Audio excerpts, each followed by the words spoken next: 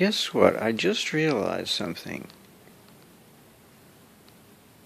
The reason why it's been possible for everybody to treat me as if I'm under conservatorship, which I'm not, is because they use a name which I do not use, that's not me, but a name that my mother used and my father used, or stepfather. They used that name.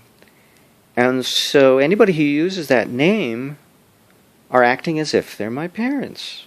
That's why they act as if I'm under conservatorship.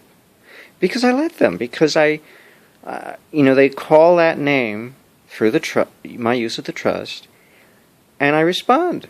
So it must be my name. And so they are my parents, whether or not they are. Simply because they're acting through the stipulations of the trust, and everything it stipulates, that I'm this, that, and the other thing. But it's implied. Conservatorship is implied because parental rights are implied. So it doesn't matter that I lost parental rights for my son in the county of Los Angeles exclusively. What matters is that somebody claims parental rights over me. That's the significance. And they do so because I let them. Because I take a benefit from the trust. You see, this is what William Shrout and others like himself, whose names I can't remember, would oftentimes talk about commercial law, that it's an exchange program. You get something in exchange for something else. And somebody else gets something in exchange for something else. But it's not an exchange that most people would think is reasonable, because, for instance, slavery. The slaves get something, he gets slavery. In exchange for giving work under slavery to his master. So you wouldn't normally you wouldn't think of that as an exchange program, but it is. You give up your freedom in exchange for slavery. So, I can't remember exactly how William Shrout, phrased it, so I have to make up my own example on the spot, and that's the way I would phrase it, because it sounds ridiculous, but you can see there is an exchange, right? It may not be to your liking, but it is an exchange of a sort, nonetheless. And so long as you get the benefit, let me give you a better example. In my case, the benefit of money coming from the trust, okay?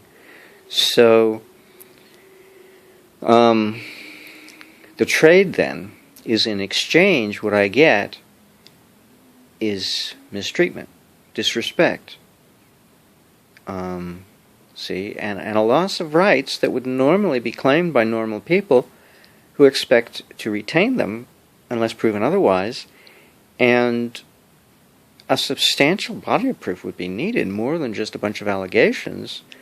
And most people would fight for themselves, and I didn't. I was so confused, or I was so distracted, actually, not confused. I was distracted by my own emotional response. It's hard to think cogently when you're busy emoting. My emotion was, I was insulted. I was angry. I was insulted.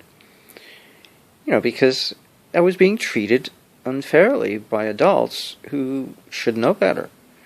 And why are they treating me like I'm a wad of paper? Like I'm like a second-class citizen, or third-class, or fourth, or fifth. Where did this come from? And I was insulted.